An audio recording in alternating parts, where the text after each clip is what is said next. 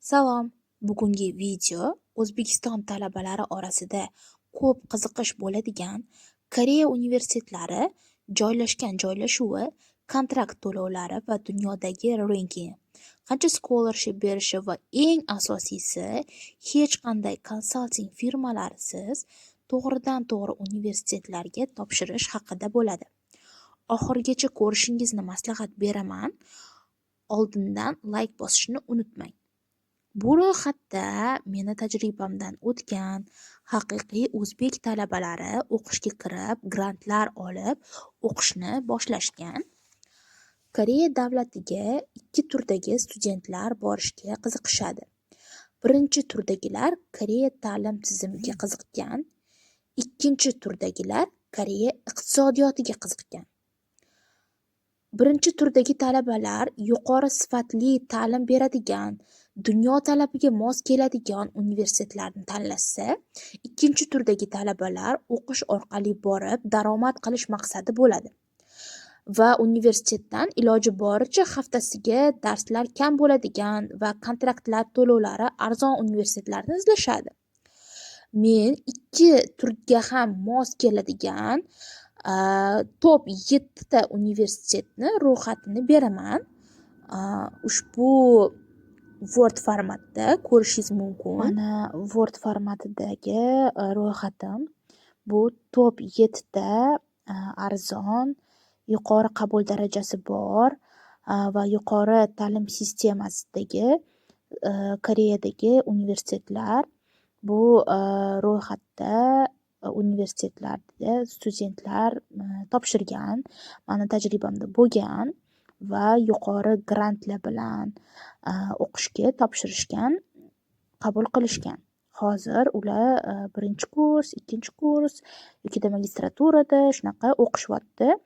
Ularni juda ham ko'ngli to'q ta'lim sistemasidan bu universitetlarni va kontraktlari ham budjetniy. O'zbekiston talabalari bemalol o'qiy oladigan darajada va dunyoda ham o'rni, Koreyadagi o'rni ham juda ham yaxshi. Mana ko'rib turishingiz mumkin. Kyunxi universiteti 828-o'rinda turadi dunyo bo'yicha, QS ranking bo'yicha. Mana bu yerda universitet manzili va kontrakti keyingi rankingni haqida ketma-ket yozilgan. Tushunishingiz uchun shunaqa tartibda kiritilgan. Bemalol o'zinglar ham internetdan, Googledan search qilib ko'rishingiz mumkin. Aynan ketma-ketligi qimmatidan arzoniga qarab ketilmagan, shunchaki ketma-ketlikda yozib chiqqanman.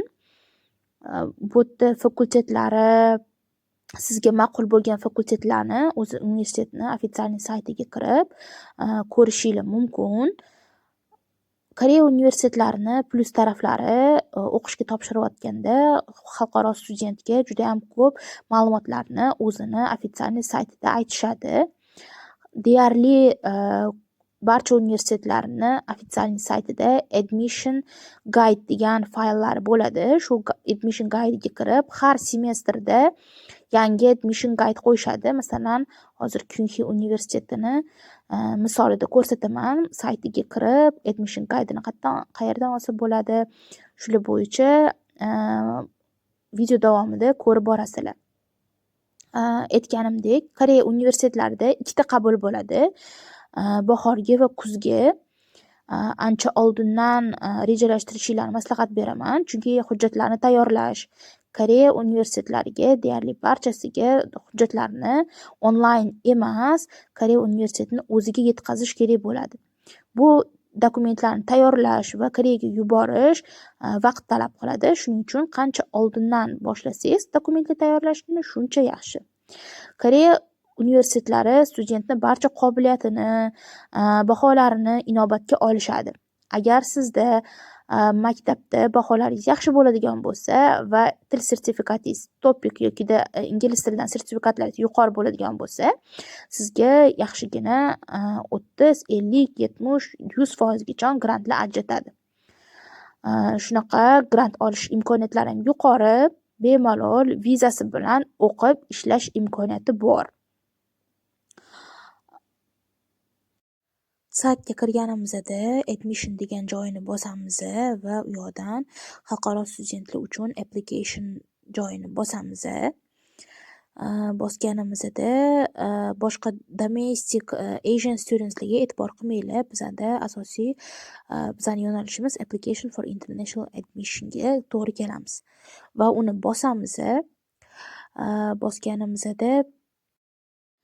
Bosganimizda shu page chiqadi va bu yoqdan admission guide'ni e'tibor qilamiz. Undergraduate va graduate admission bor. Undergraduate bu bakalavr, graduate magistratura.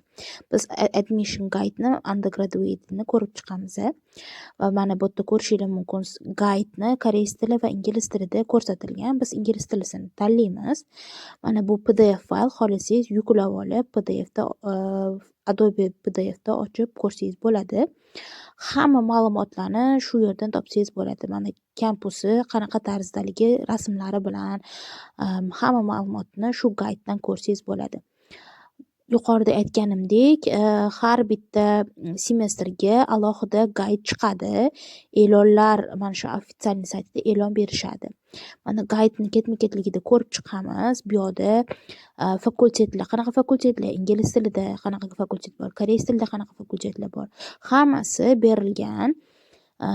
Ketma-ketligida bu guide'ga juda ham ehtiyotkorlik bilan o'qib chiqishinglarni tavsiya qilaman, chunki konsalting firmalarisiz bemalol shu guide'dan foydalanib o'zingiz topshirsangiz bo'ladi. Mana bu yerda Seoul campus va Global campuslari haqidagi fakultetlari berilgan va bu ikkinchi varaqda ko'rishingiz mumkin admission process. Ya'ni mana asosiy fokus bu yerda nima ketma-ketlikda bo'ladi. Birinchi o'rinda online application to'ldiriladi. Online application to'ldirilgandan keyin application feesi bor. Shu feeni sizni applicationingiz ko'rib chiqish uchun to'lanadigan to'lov. Shuni to'lash kerak bo'ladi. Keyingi etap document submission. Ya'ni hujjatlaringizni Koreyaga yuborishingiz kerak bo'ladi. Hujjatlaringizni ular ko'rib chiqishadi. Document screening process bo'ladi. Ko'rib chiqishgandan keyin ular agar dokumentlaringiz to'g'ri bo'lsa, intervyu bo'ladi. Intervyudan ham o'tganingizdan keyin ular sizga certificate of admission beradi. Bu viza uchun eng kerakli hujjat hisoblanadi. Undan keyin kontraktli to'lanadi va o'qish qachondan boshlanadi? Agar practical testingiz bo'ladigan bo'lsa, practical testga tavsiya qilishadi. Bu practical test asosan amaliy fakultetlar uchun, masalan, musiqa, dizayn, rassomchilik shunga o'xshagan. Hop, keyingi varaqlarni ham ko'zdan kechirib chiqamiz. Aytib o'tganimdek, juda ham ehtiyotkorlik bilan bu guide'ni o'qib chiqinglar. Har bir detalga e'tibor beringlar. Hop, mana bu yerda link berilgan. Online application qatdan to'ldiramiz desangiz, mana shu link orqali kirib online applicationni boshlaysiz. Birinchi o'rinda registratsiya qilasiz va login qilishingiz kerak bo'ladi. Loginni o'zingizning emailingizdan foydalanib login qilishingiz kerak bo'ladi. Va bu yerda aytilgan juda ham carefully o'qib chiqinglar hamma narsani deyilgan. Rostdan ham o'qib chiqsangiz, o'zingiz mustaqil tarzda bemalol to'ldira olasiz. Application to'ldiriladi va sahrangiz qilinadi. Sahrangiz qilganingizdan keyin o'zingizni rasmingizni upload qilishingiz kerak bo'ladi va application yaxshilab ko'rib chiqib, uni keyingi etap application fee to'lash kerak bo'ladi. Application feeni kredit kart, Mastercard yoki Visa kart orqali bemalol to'lasangiz bo'ladi.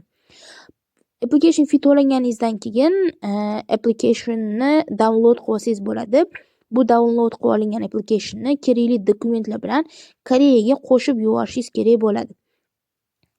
Xo'p, mana keyingi betda eligibility haqida ketgan, ya'ni topshirayotgan studentlarning ikkita turi bor. Freshman va transfer studentslar. Freshman students bu birinchi kursda noldan endi topshirayotgan yangi student hisoblanadi.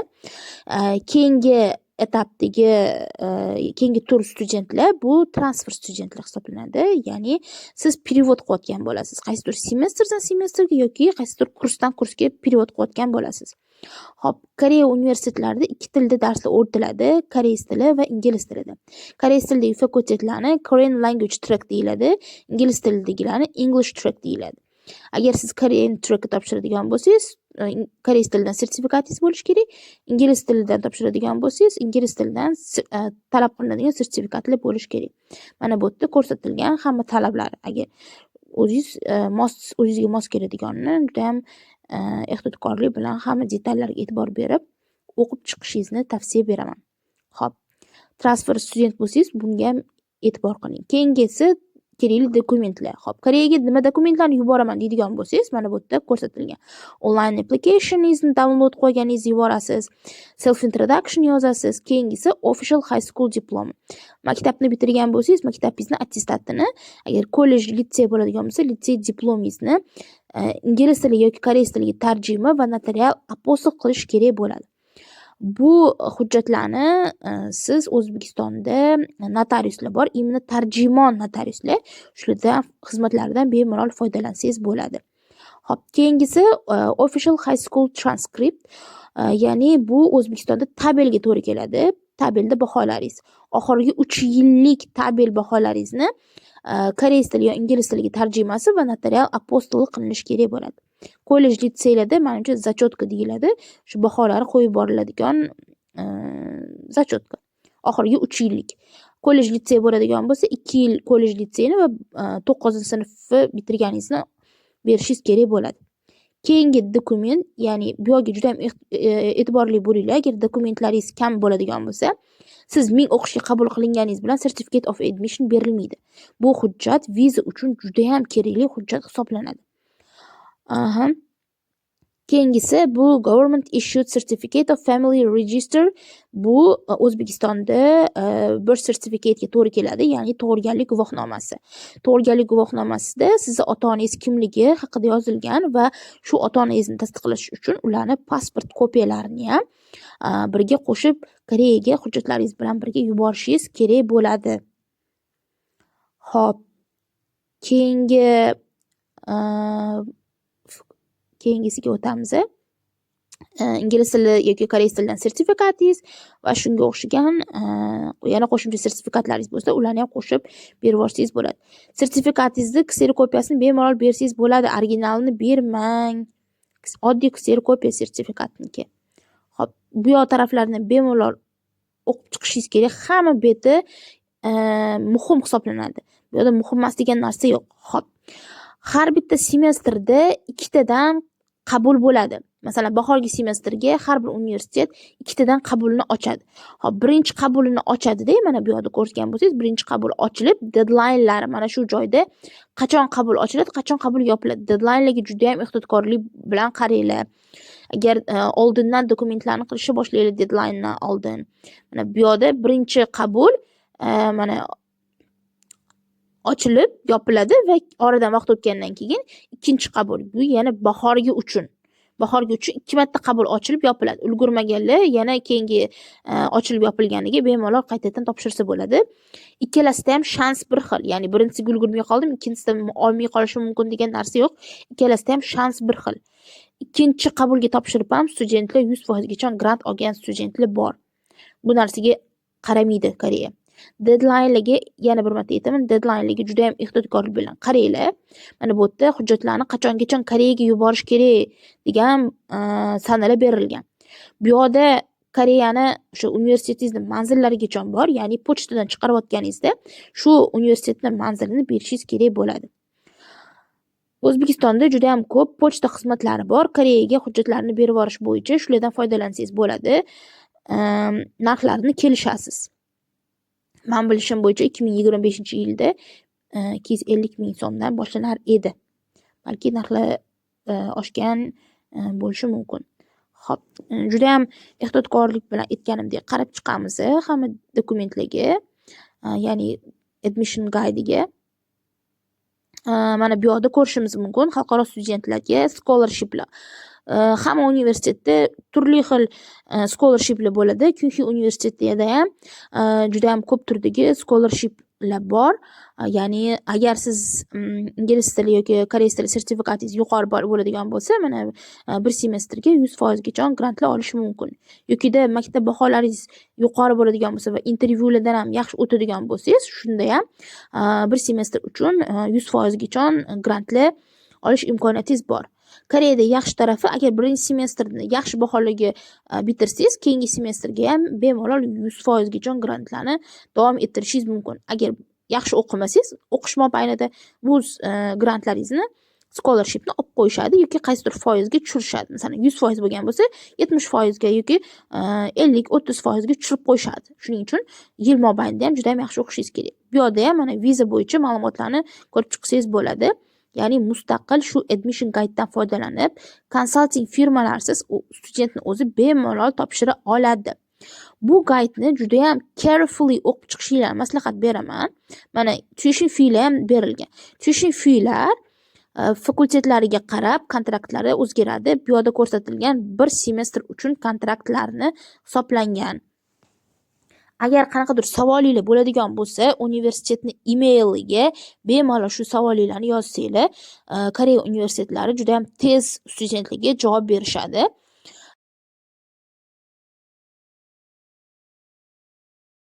Boshqa universitetlarni ma'lumotlarini ham xuddi shu tarzda olasizlar. Har bitta universitetni o'zini ofitsial saytida admission bo'yicha ma'lumotlari beriladi. Mana bu yerda ham Chonnam universitetida admission guide bor.